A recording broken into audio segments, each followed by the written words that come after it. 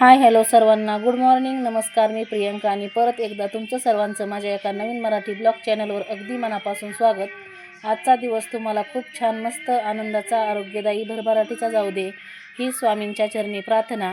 तर आज गुरुवार असल्यामुळे आजची दिवसाची सुरुवात मी स्वामींच्या देवपूजेपासूनच केलेली आहे. तर आपल्याला जर कोणी विचारलं तुमचं पाठबळ कोण आहे, तर ठणकावून हसून सांगायचं, ज्याच्या नजरेनं सुद्धा वादळ थांबतं त्यांना श्री स्वामी समर्थ म्हणतात. तर बघा, आज गुरुवार असल्यामुळे मी मुलं शाळेत गेली होती, मुलांचं आवरण वगैरे दिलं आणि नंतर मग देवपूजेला सुरुवात केली. तर आजच्या व्हिडिओची आणि दिवसाची सुरुवात मी देवपूजेपासूनच केलेली आहे असं म्हटलं तरी पण चालेल.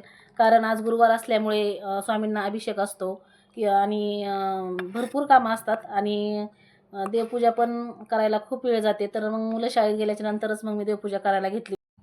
तर मंदिरातले देव सगळे मी काढून घेतले. त्यानंतर वस्त्र जे लाल होतं ते काढून घेतलं आणि गुरुवार असल्यामुळे पिवळं वस्त्र अंथरून घेतलं. त्यावरती सगळ्या देवांना अंघोळ्या घालून, अभिषेक स्वामींना घालून स्थान दिले आणि त्यानंतर फुलं वाहून घेतली, गंध अक्षदा वाहून घेतलं आणि त्यानंतर मग छान अशी रांगोळी पण काढली होती. तर आजची ही गुरुवारची पूजा आहे बघा. तर आजचा पण व्हिडिओ खूप छान असणार आहे, त्यामुळे संपूर्ण पहा. आता देवपूजा झाल्याच्या नंतर मग मी उंबरठ्याचं लेपन करायला घेतलं. तर अमावस्या, पौर्णिमा, मंगळवार, शुक्रवार, गुरुवार आणि ज्या दिवशी सण साजरे करतो ना आपण, त्या दिवशी आवर्जून उंबरठ्याचं लेपन करायचं. उंबरठ्याचं लेपन केल्यामुळे ना अत्यंत शुभ मानलं जातं उंबरठ्याचं लेपन. आणि आपण जे उंबरठ्याचं लेपन करतो त्यामध्ये हळद वापरतो ना आपण, तर ती हळद जी वापरलेली असते ती अत्यंत शुभ आणि औषधी असते. तसेच समृद्धीचे प्रतीकसुद्धा मानले जाते. तसेच गोमूत्र जर आपण वापरतो, त्या गोमूत्रामध्ये आपल्या हिंदू धर्मात पवित्र आणि शुद्धीकारक मानले जाते. गोमूत्र हे हळदीचं लेपन करताना वापरल्यामुळे घरात जी प्रवेश करणारी नकारात्मक ऊर्जा रोखली जाते आहे. तसेच गुलाबजल सकारात्मक ऊर्जा आकर्षित करण्यासाठी वापरले जाते. आपला उंबरठा जेवढा आपण सजू ना तेवढं घरामध्ये प्रसन्न असं वातावरण तयार होतं बघा.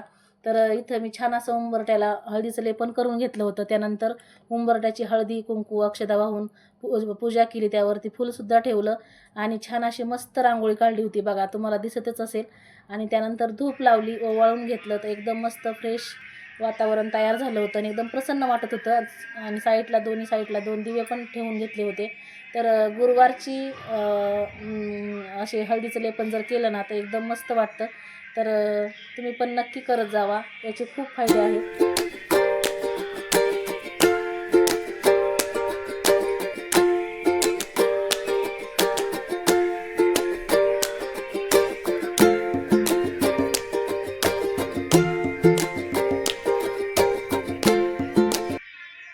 तर बघा, आता काम आवरेपर्यंत सगळं 11:15 वाजलेले आहेत आणि आता आम्ही निघालोय मैत्रिणीच्या घरी. तर कुठे चाललोय, का चाललोय, त्यासाठी व्हिडिओ शेवटपर्यंत नक्की पहा. व्हिडिओ खूप छान असणार आहे आजचा सुद्धा. तर चला. तर इथं आलोय बघा मैत्रिणीच्या घरी आणि चाललोय वरती. तर ती आम्हाला घ्यायला आली होती. तर तिच्या घरामध्ये आलोय बघा. तर असं हे तिचं घर आहे.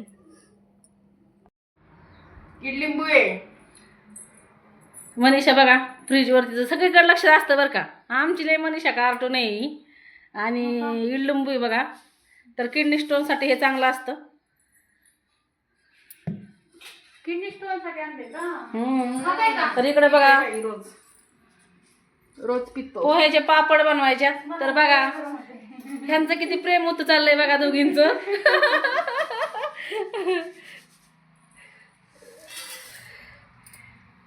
तर चाललंय पोहे चाळायचं काम. आणि आता वाजलेत पार 11, 11:15 आणि भर उन्हाच्या कारात तिने पोहेचे पापड बनवायला घेतले बघा. सकाळ धरून काय करत होती काय माहिती.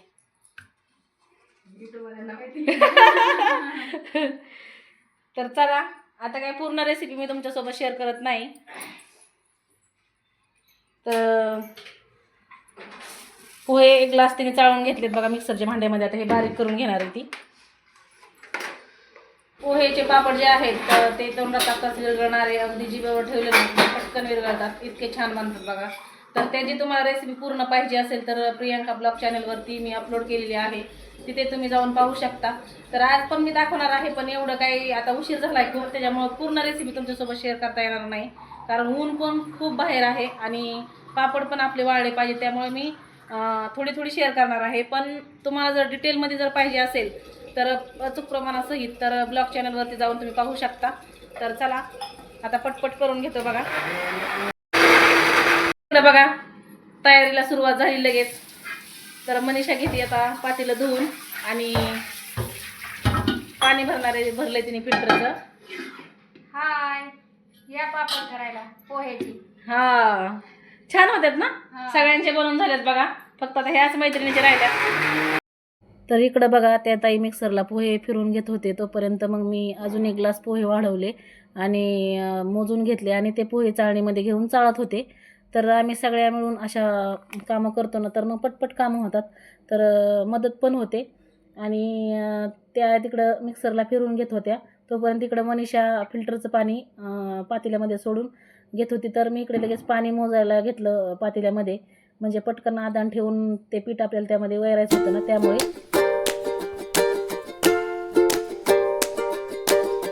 बघा तिने पोहे 4 ग्लास वाटून घेतलेत. तर प्रत्येकी एका ग्लासाला 1 ग्लास पोहे मिक्सरच्या भांड्यामध्ये घालून 1 ग्लास पाणी टाकून छान असं वाटून घेतलंय. आणि इकडं 1 ग्लासासाठी 1 ग्लास पोह्यासाठी 5 पट पाणी वापरायचं आहे आपल्याला. तर इथे मी पाणीसुद्धा घेतलं या मोठ्या पातेल्यामध्ये. तर आता इकडं चाललंय बघा चवीनुसार मीठ, पापड खार, जिरं आणि थोडेसे आपल्याला तीळ पण लागणार तर ते काढून घेणार आहे आता. तर चवीनुसार मीठ घेतलंय, पापड खार घेतलाय आणि जिरं घेतलंय, पांढरे तीळ पण घेतल्यात आणि ही बघा मिठाची भरणी. तिचं लय चाललंय माझी मिठाची भरणी दाखवते तुम्हाला. आणि आता हे जे मिश्रण आहे ते पातेल्यामध्ये आपल्याला ओतून घ्यायचं आहे. तर थंड असतानाच ही सगळी प्रोसेस करायची बरं का आपल्याला, कारण काय होतं ज्यावेळेस आपण गॅसवरती किंवा इंडक्शनवरती आपण हे पातेलं ठेवतो ना तर मग त्याच्या गुठळे होऊ शकतात. हे वाटा ह्याच्यात मिक्स करा म्हणजे तर आम्ही ही सगळी कामं मिळून करत असतो. बघा कसं चाललंय यांचं काम, त्याच्यामुळं पटापट होतात बघा. सगळं पुसून घ्या.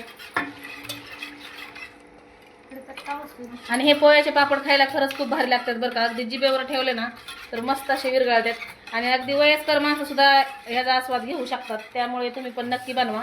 तर बनवायसाठी तुम्हाला डिटेलमध्ये व्हिडिओ आपल्या चॅनलवरती अपलोड केलेला आहे, तिथे तुम्ही जाऊन पाहू शकता. तर आता पूर्ण मिक्स झालेलं आहे हे. आता वरती मांडून घे.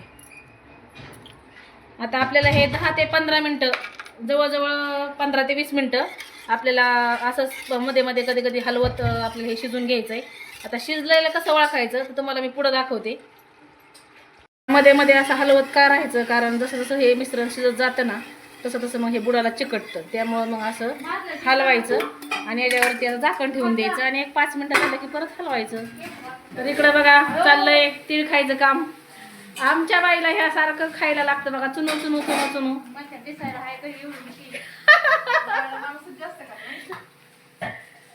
दिसायला बाई लुकडीच आहे पण तोंड सारखं चालू असतंय बघा. आलं ना आलं तीळ खायचं काम चाललंय आता. तर बघा पापडाचे मिश्रण शिजतंय तोपर्यंत इकडं मनीषाने लावलाय बघा TV आणि तिला सिरियल खूप आवडते बरं का. तिच्या घरी TV नाही, म्हणजे आम्ही बाहेर राहतो ना त्यामुळे आमच्याकडे TV नाही, घरी सगळ्यांच्या आहे. तर तिला मोबाईलमध्ये सिरियल बघत असते. तर मिश्रण शिजतंय तोपर्यंत तिने इकडं सिरियल लावली स्टार प्रवाहावरची आणि पाहतीये.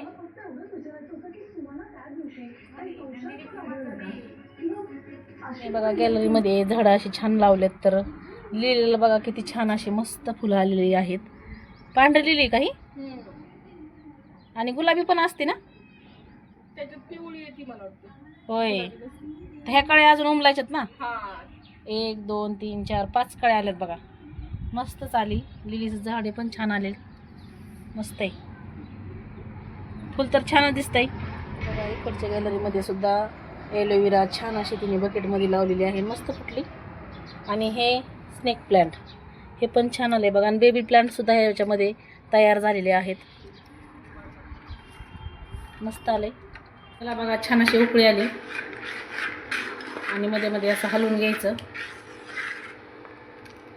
तर घट्ट व्हायला लागले तरी अजून शिजायचं बाकी आहे. तर एकदा असं छान मिक्स पळीने हलवायचं आणि झाकण ठेवून परत ह्याच्यामध्ये शिजून घ्यायचं. छानपैकी हे मिश्रण आटलेलं पण आहे आणि तयार पण झालंय. तर बघू शकता अशा पद्धतीने दाटसर झालेलं आहे. आणि थोडी साईडने अशी जशी दुधावर साय जमते ना तशी साय जमली की मग म्हणायचं आपलं मिश्रण तयार झालंय आणि असं थोडंसं घट्टसर होऊन द्यायचं. आता महत्त्वाची टिप्स म्हणजे तुमचं जर मिश्रण जास्त पातळ झालं आणि लवकर जर असं घट्टसर नाही झालं तर मग काय करायचं, जर शिजलं आणि जर अशी साय जर येत असेल थोडंसं तुम्हाला पातळ जर वाटलं तर तुम्ही थोडंसं फॅनच्या हवेखाली सुद्धा ठेवू शकता, नंतर पापड्या बनवायला घेऊ शकता. तर ही महत्त्वाची टिप्स आहे. तर थोडंसं मिश्रण घ्यायचं बघा असं आणि एक डिश घ्यायची, त्याच्यावरती असं ओतून पाहायचं. तर एकदम मस्त असा गोलाकार आला पापडीला की एकदम छान असा आकार आलाय बघा पापडीला आपल्या. असा आकार आला की म्हणायचं मग आपलं मिश्रण तयार झाले.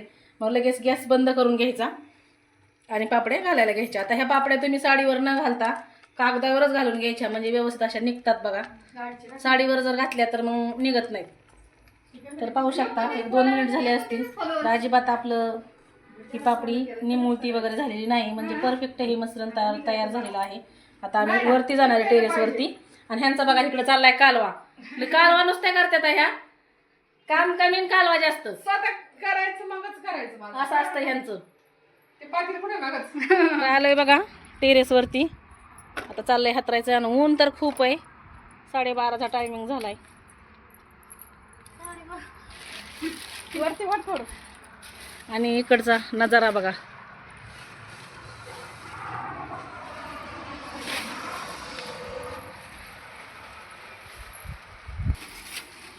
कागदाला गुड्या नाही पाडल्या पाहिजे बरं का.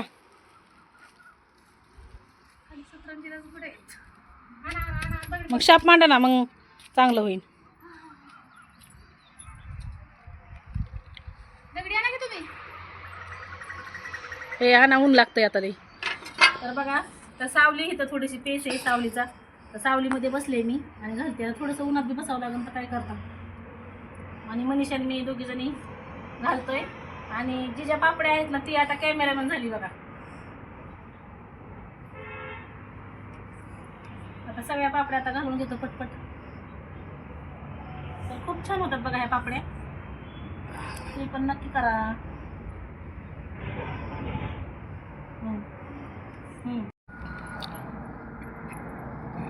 आता काय ते एकामेकांना कुजळायला लावू. संध्याकाळी उलटणारच नाही ना, म्हणून सकाळी मला नाही निघत मोकळ्याच होत्या ताई. सकाळीच बघणार त्याच्याकडे, संध्याकाळी नुसतं जागो. तर बघा आमच्या सगळ्या पापड्या घालून झालेल्या आहेत. एकदम मस्त गोल गरगरीत पापड्या झाल्यात बघा. बघा पापड्या करून झाल्या आणि इथं थंडगार मस्त सरबत केलाय. मगाशी पण एकदा झालाय बघा, पण या तुम्ही पण सरबत प्यायला.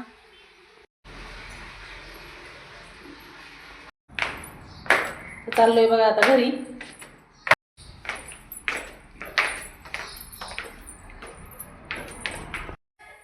तर बघा इथे मी आज दिवाबत्ती केलेली आहे. 6 वाजलेले आहेत आणि आता स्वयंपाकाला लागले. तर म्हणलं चला तुम्हाला पण पोह्याचे पापड कसे फुलतायत ते दाखवावं, कारण मैत्रिणीचे आज बनवलेत पण ते काही लगेच वाळणार नाहीत. तर म्हणलं चला ह्या व्हिडिओमध्ये हे पण पापड तळून जातील. तर इथे मी बनवलेले पापड घेतलेले आहेत बघा. माझ्याकडे आहेत वाळलेले पापड मी बनवल्यामुळे. तर म्हणलं चला तळून दाखवूया. तर बघा कढईमध्ये तेल गरम करायला ठेवलंय. तेल तापलंय बघा. तर त्यामध्ये पापड टाकून घेणार आहे.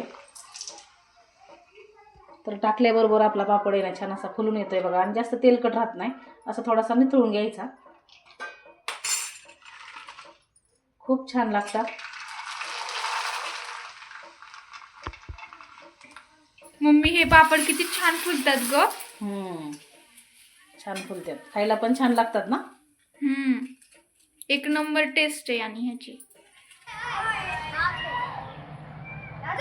तर बघा 5 वाजले 6 वाजलेले आहेत आणि इकडे बघा आमची सिद्धी मैत्रिणीची मुलगी क्रिकेट खेळतीये. एक्झाम चालू आहे.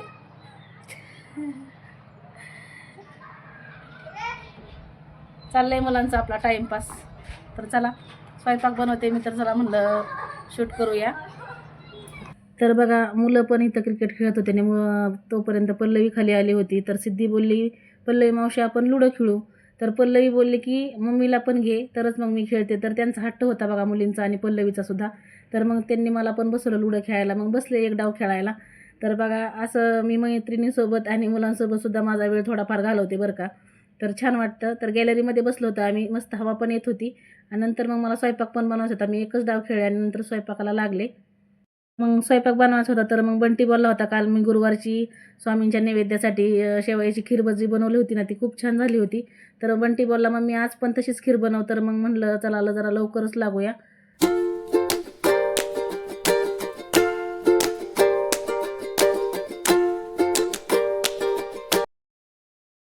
तर इथे मी लगेच स्वयंपाकाला लागले बघा. तर मग खीर बनवायला घेतली. तर गॅसवरती कढई ठेवली, त्यामध्ये 2 चमचे तूप घालून घेतलं आणि शेवया पण मी निवडून घेतल्या होत्या चाळून. तर तूप छान असं पातळ झालं की त्यामध्ये अगोदर मी काजू जे कट करून घेतले होते ना, काजू आणि बदाम होते थोडेसे, तर ते कट करून घेतले होते. ते अगोदर आपल्याला तुपामध्ये तळून घ्यायचे होते.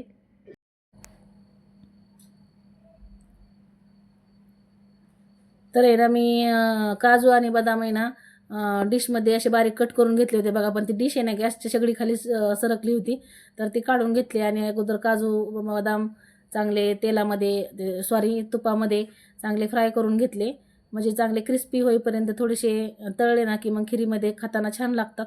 तर ते तळून झाल्याच्या नंतर मग मी एका डिशमध्ये काढून घेतले आणि नंतर मग तर काजू बदाम तुपामध्ये चांगले फ्राय होत होते. तोपर्यंत मग मी काय केलं, एका डिशमध्ये साखर काढून घेतली, जेवढी मला खिरी लागणार होती ना तेवढी. तर मग असं सामान काढून घेतलं की मग आपल्याला पटकन बनवायला येतं, जास्त वेळ लागत नाही आणि गॅस पण आपला वायाला जात नाही. तर काजू बदाम तोपर्यंत छान असे क्रिस्पी होईपर्यंत लाल रंगावरती मस्त असे तळले होते बघा. तर एका डिशमध्ये काढून घेतले आणि काजू बदाम तळून झाले की लगेच मग मी ज्या शेवया नीट करून घेतल्या होत्या ना चाळून वगैरे, तर ह्या 2 वर्षाच्या शेवया आहेत बरं का. अगोदर अजिबात त्या शेवयांना कीड वगैरे लागलेली नाही. घरी सोजी काढून बनवलेल्या शेवया आहेत, त्याच्यामुळे मग त्या व्यवस्थितच राहिल्यात. तर शेवया पण मी चांगल्या अशा लाल रंगावरती भाजून घेतल्या. तर पाहू शकता इथे. आणि त्यामध्ये असं गरम दूध घालून घेतलं. दूध साईडच्या गॅसवरती मी तापायला ठेवलं होतं आणि दूध जर थोडंसं जास्तच घालायचं, कारण त्यामध्ये शेवया शिजल्या पाहिजे. आणि त्यानंतर मग चवीनुसार साखर घालून घेतली, काजू बदाम तळलेले घालून घेतले, त्यानंतर मग चारोळी आणि थोडीशी वेलची पूड घालून घेतली आणि छान असं मिक्स करून घेतलं. आणि आता या दुधामध्ये छान अशा या शेवया शिजून घेणार होते. खूप छान लागते बरं का ही शेवयाची खीर. थोडंसं शिजल्यानंतर 1 चमचा तूप पण घालायचं आणि गरम गरम खायला द्यायची किंवा आपण पण खायची. तर एकदम मस्त लागते. तुम्ही एकदा करून व्हिडिओ तुम्हाला कसा वाटला, आवडला असेल तर नेहमीप्रमाणे लाईक करा, शेअर करा आणि सबस्क्राईब करायला विसरू नका. अशाच एका नवीन व्हिडिओमध्ये भेटू. तोपर्यंत सर्वांना शुभरात्री आणि सर्वांना बाय. आणि सर्वांना पुन्हा एकदा श्री स्वामी समर्थ.